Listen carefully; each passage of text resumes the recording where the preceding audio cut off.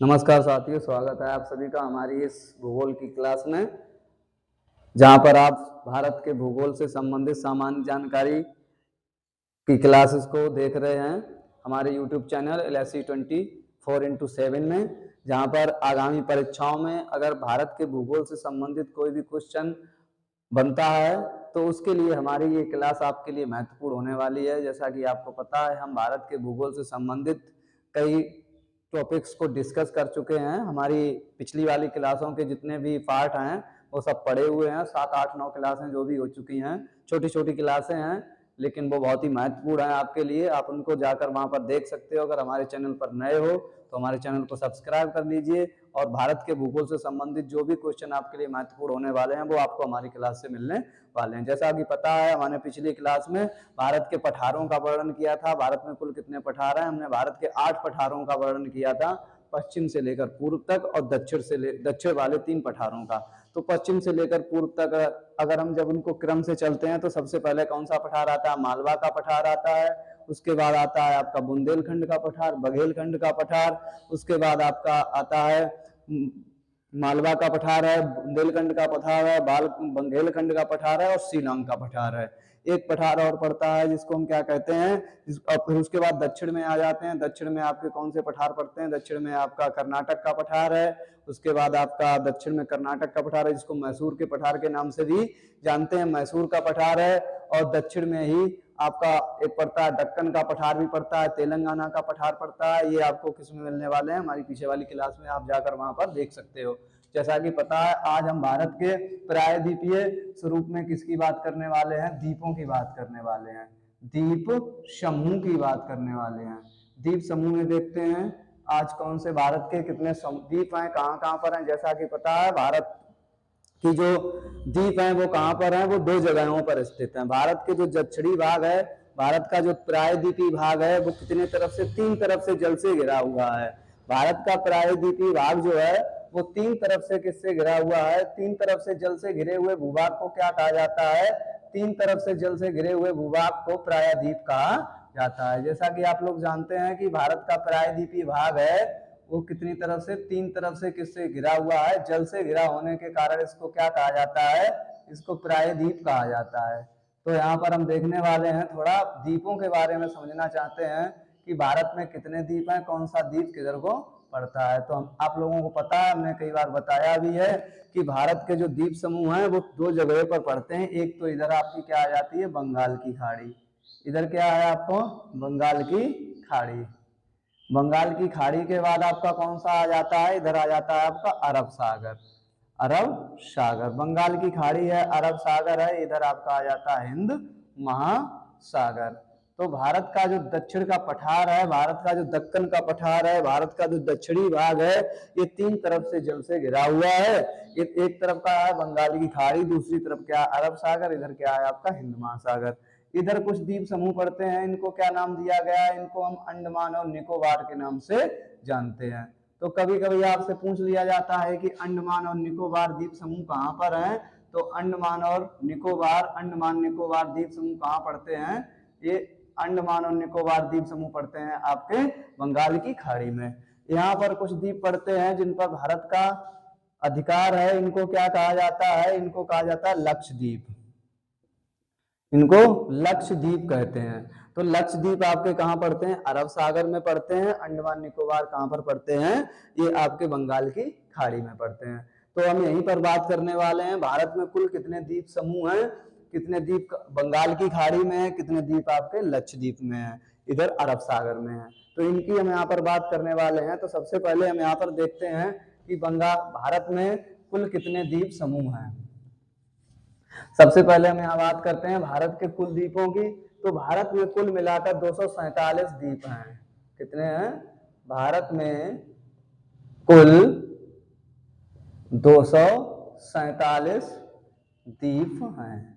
247 द्वीपों में से कितने द्वीप आपके अंडमान निकोबार में पड़ते हैं और कितने आपके लक्षद्वीप में पड़ते हैं? तो 204 द्वीप हैं बंगाल की खाड़ी में और 43 द्वीप समूह हैं अरब सागर में। तो यहाँ पर हम देखते हैं 204 द्वीप बंगाल की खाड़ी में है, बंगाल की खाड़ी में 204 द्वीप किसमें है? बंगाल की खाड़ी में है, जिनको क्या कहते हैं? जिनको सबको मिलाकर अंडमान और निकोबार द्वीप समूह कहा जाता है।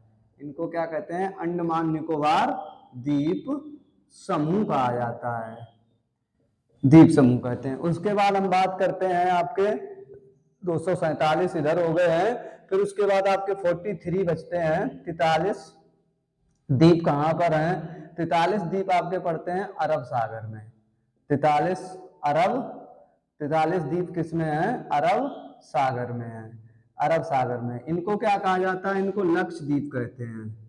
इनको क्या कहते हैं? इनको लक्षद्वीप कहा जाता है। उसके बाद हम बात करते हैं कि देखिए यहीं पर आपने देखा होगा कि अंडमान निकोबार द्वीप समूह, हमने जैसा कि आपको प्रमुख चैनल पढ़ाए थे, वहां पर हमने आपको बताया भी था कि भारत के प्रमुख चैनलों के बारे में हमने आपको पढ़ाया था। तो कभी कभी क्वेश्चन पूछ लिया जाता है कि 10 डिग्री चैनल, ये कौन सा चैनल है? 10 डिग्री चैनल इसको कहा जाता है। ये आपके छोटे छोटे द्वीप हैं, इनको क्या कहते हैं? इनको अंडमान निकोबार कहते हैं। इनके बीच से 10 डिग्री अक्षांश रेखा गुजरती है, जिसको 10 डिग्री चैनल भी कहा जाता है। ये कहाँ से गुजरती है? ये अंडमान को निकोबार से अलग करती है। किसको अलग करती है? इधर वाला आपका अंडमान है और इधर वाला आपका क्या है? निकोबार है। तो अंडमान को निकोबार से अलग करने वाला चैनल कौन सा है? आपका 10 डिग्री चैनल है।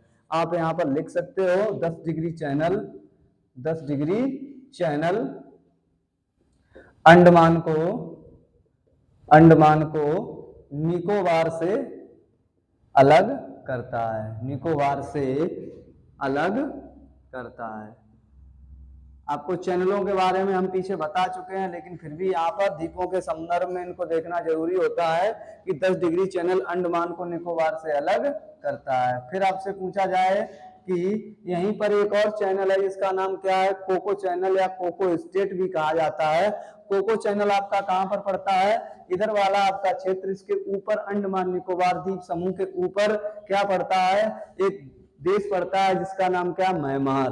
तो म्यांमार का एक द्वीप है यहाँ पर छोटा सा, जिसको नाम क्या दिया गया है? इसको नाम दिया गया कोको द्वीप।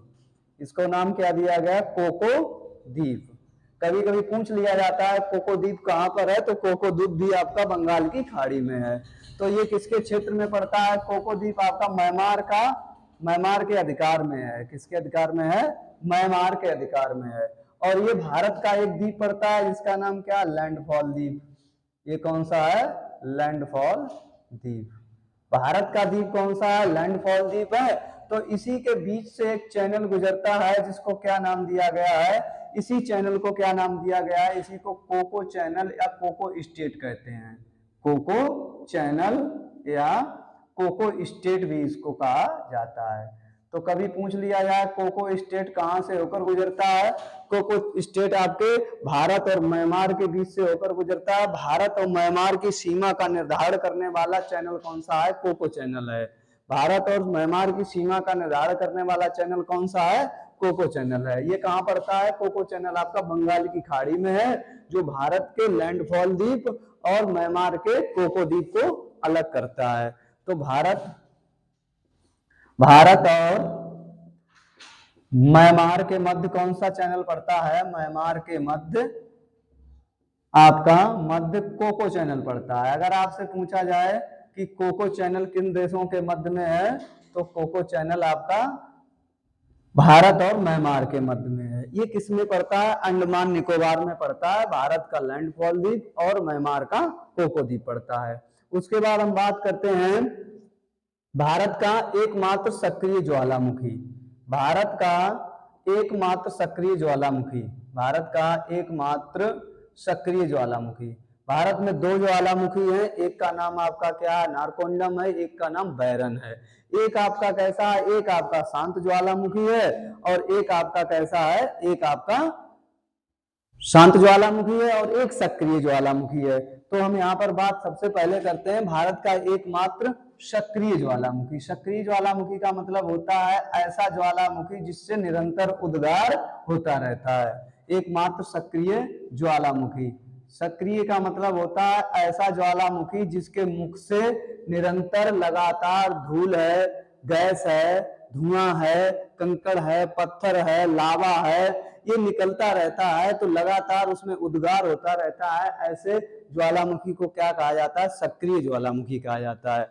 तो आपसे पूछा जाए कि भारत का एकमात्र सक्रिय ज्वालामुखी का नाम क्या है, तो भारत का एकमात्र सक्रिय ज्वालामुखी जिसका नाम क्या है? बैरन। क्या नाम है? बैरन। अब आपसे पूछा जाए बैरन ज्वालामुखी कहां पर है, तो बैरन ज्वालामुखी ये भारत का है और पड़ता कहां पर है? ये अंडमान में पड़ता है। ठीक है, बैरन ज्वालामुखी कहां पर है? अंडमान में है, अंडमान में है। अब दूसरी बात यहां पर आती है, अगर आपसे पूछा जाए भारत में एक और ज्वालामुखी है जिसका नाम है नारकोंडम। नारकोंडम ज्वालामुखी ये कैसा है? ये शांत ज्वालामुखी है, ये भी आपका कहां पड़ता है? ये भी अंडमान में पड़ता है। दूसरा ज्वालामुखी कौन सा है? नारकोंडम। ये आपका कैसा है? नारकोंडम शांत ज्वालामुखी है, शांत ज्वालामुखी। शांत ज्वालामुखी भी आपका कहां पड़ता है? ये भी आपका अंडमान में है, ये भी कहां पर है? अंडमान में है। तो भारत के दो ज्वालामुखी, एक का नाम क्या है? बैरन है, दूसरे का नाम क्या है? नारकोंडम है। ये दोनों कहां पर पड़ते हैं? ये दोनों अंडमान में पड़ते हैं। उसके बाद हम बात करते हैं अंडमान निकोबार की सबसे ऊंची चोटी का नाम क्या है? अंडमान निकोबार। ऐसा माना जाता है कि जो अंडमान निकोबार द्वीप समूह है, ये एक पर्वत श्रेणी थी जिसका नाम था अराकोम यामा। कौन सी पर्वत श्रेणी थी? अराकाम यामा। अराकोम यामा एक पर्वत श्रेणी थी, किसकी? म्यांमार की पर्वत श्रेणी थी। ऐसा माना जाता है ये पर्वत श्रेणी जलमग्न हो गई तो उस पर्वत श्रेणी के जो शीर्ष हैं, उठे हुए भाग हैं, उन्हीं को हम क्या कहते हैं? अंडमान और निकोबार द्वीप समूह कहा जाता है। तो यहाँ पर बात करते हैं अंडमान और निकोबार द्वीप समूह की। अगर सबसे ऊंची चोटी की पूछ ली जाए, कौन सी है? अंडमान निकोबार द्वीप समूह का सबसे उच्चतम स्थान पूछ लिया जाए तो उसका नाम है सैंडल पीक। ठीक है, माउंट सैंडल, यहां लिख सकते हैं हम माउंट सैंडल, माउंट सैडल या माउंट सैंडल अंडमान निकोबार द्वीप समूह की सबसे ऊंची चोटी है। अंडमान निकोबार की सबसे ऊंची चोटी, सबसे ऊंची चोटी का क्या नाम है? सबसे ऊंची चोटी है।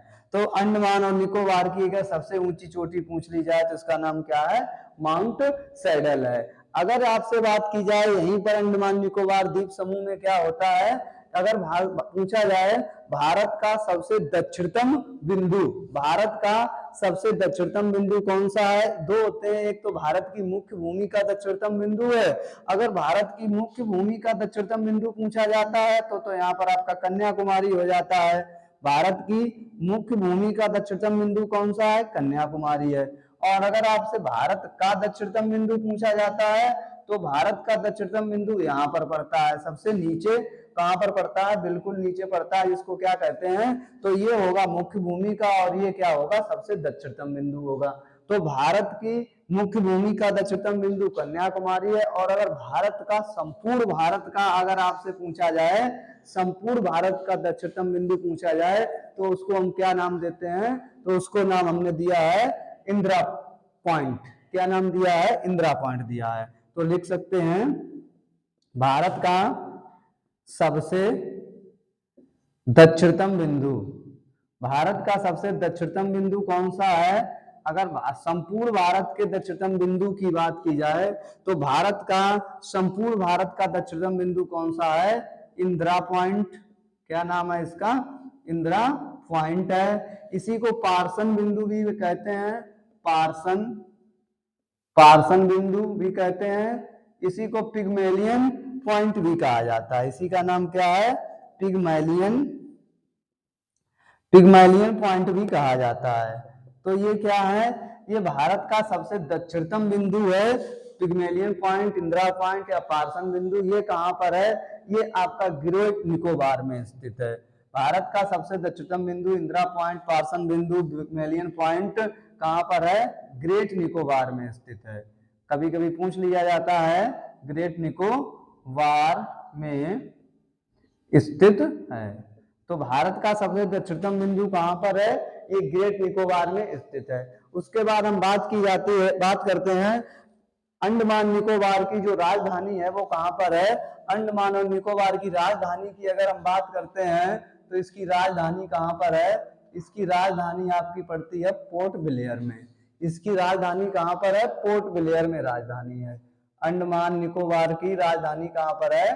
पोर्ट ब्लेयर में है। पोर्ट ब्लेयर में इसकी राजधानी है। अगर आपसे पूछा जाए अंडमान निकोबार की राजधानी पोर्ट ब्लेयर अंडमान के किस द्वीप पर पड़ती है, तो ये आपके दक्षिणी अंडमान पे पड़ती है। याद रखना इसको भी। पोर्ट ब्लेयर कहाँ पर है? पोर्ट ब्लेयर आपकी दक्षिणी अंडमान पर है। कहाँ है? दक्षिणी अंडमान पर। तो दक्षिणी अंडमान पर अंडमान निकोबार की राजधानी है जिसका नाम क्या है? जिसका नाम पोर्ट ब्लेयर है, ये स्थित है। तो यहाँ पर हमने बात की पोर्ट ब्लेयर की, दक्षिणी अंडमान में है। उसके बाद हम बात करते हैं अंडमान निकोबार में एक जनजाति पाई जाती है। यहाँ पर कौन सी जनजाति पाई जाती है? अंडमान निकोबार में एक जनजाति पाई जाती है जिसका नाम क्या है? जारवा जनजाति। कौन सी है? जारवा जनजाति। तो याद रखना अंडमान निकोबार में पाई जाने वाली जनजाति का नाम क्या है? जारवा जनजाति। कहां पर पाई जाती है? अंडमान निकोबार में ये जारवा जनजाति पाई जाती है। उसके बाद हम बात करते हैं कि अंडमान निकोबार में जो वनस्पतियां हैं वो किस प्रकार की पाई जाती हैं। यहाँ पर पाई जाने वाली वनस्पतियों को, वृक्षों को मैंग्रोव वन कहा जाता है। कौन सी वनस्पतियां पाई जाती हैं? अंडमान निकोबार में अगर हम वनस्पति की बात करते हैं, वनों की बात करते हैं, तो किस तरह के वृक्ष, कौन से वन पाए जाते हैं? तो यहाँ पर मैंग्रोव वन पाए जाते हैं। मैंग्रोव वन, इनको क्या कहते हैं? इनको ज्वारीय वन भी कहा जाता है। इनको क्या कहते हैं? इनको ज्वारीय वन भी कहते हैं। ज्वारीय वन कहते हैं, इनको मैंग्रोव वन कहते हैं। इनको पृथ्वी की किडनी भी कहा जाता है। पृथ्वी की किडनी क्यों कहा जाता है? क्योंकि ये क्या करते हैं? ये पानी में, एक वृक्ष कैसे हैं? दलदली स्थानों में पाए जाते हैं। तो यहाँ की वनस्पति कैसी है? मैंग्रोव टाइप की यहाँ पर वनस्पति है। तो यहाँ पर हमने देखा द्वीप समूहों के बारे में। सबसे पहले आज हमने किसकी बात की है? यहाँ पर भारत के द्वीपों की बात की है। तो भारत में कुल कितने द्वीप हैं? 247 द्वीप हैं, जिनमें से 204 द्वीप कहाँ पड़ते हैं? बंगाल की खाड़ी में पड़ते हैं। इन 204 द्वीपों को हम संयुक्त रूप से किस नाम से जानते हैं? अंडमान निकोबार द्वीप समूह के नाम से जानते हैं। उसके बाद 43 द्वीप आपके कहाँ पड़ते हैं? ये अरब सागर में पड़ते हैं। इन 43 द्वीपों को संयुक्त रूप से किस नाम से जानते हैं?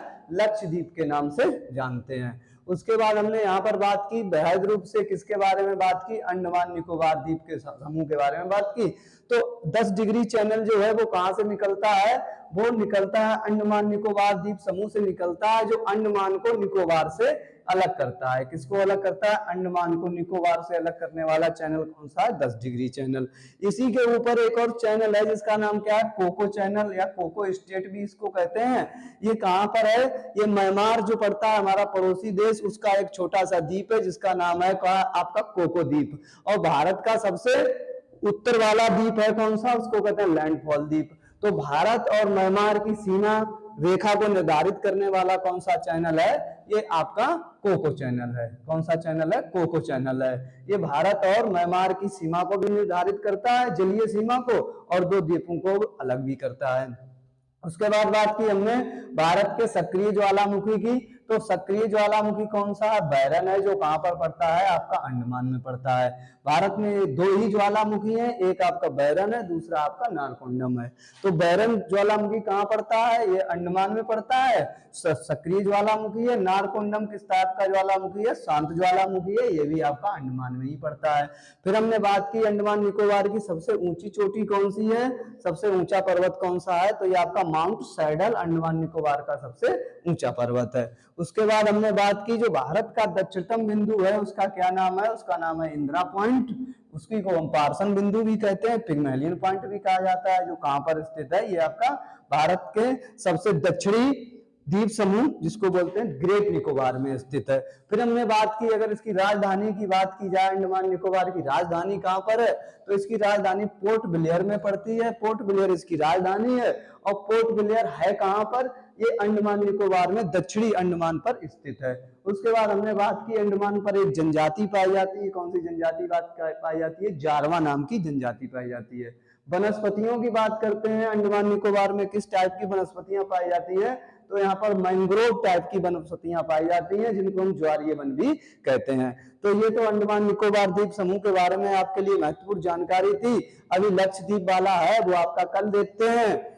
ये आपका अंडमान निकोबार से संबंधित था। उसके बाद हम भारत के अपवाह तंत्र को पढ़ेंगे। तो अगर आपको हमारे यहाँ चैनल से आपको अगर हमारी जानकारी पसंद आ रही हो, आपको अच्छा लग रहा हो, तो हमारे चैनल को लाइक करिए, सब्सक्राइब करिए और लोगों तक पहुंचाइए और हमसे जुड़े रहिए। आने वाली परीक्षाओं की तैयारी करते रहिए। छोटा छोटा प्रयास है लेकिन आपकी तैयारी को मजबूत कर सकता है। इन क्वेश्चंस को आप डीपली पढ़ते रहिए, अच्छे से समझते रहिए। ये प्रयास हो सकता है आपकी परीक्षा में आपको कहीं ना कहीं पर अच्छे अंक प्राप्त करवा सकता है। जो भी हमारी महत्वपूर्ण जानकारियां हैं, जहां से क्वेश्चन बन सकता है, उन सबको हमने लेने का प्रयास किया है। तो मिलते हैं फिर कल वाली अगली क्लास में, जहां पर हम लक्षद्वीप को और भारत के अपवाह तंत्र को पढ़ेंगे। तब तक आप पढ़ते रहिए, अपनी तैयारी को मजबूत करते रहिए।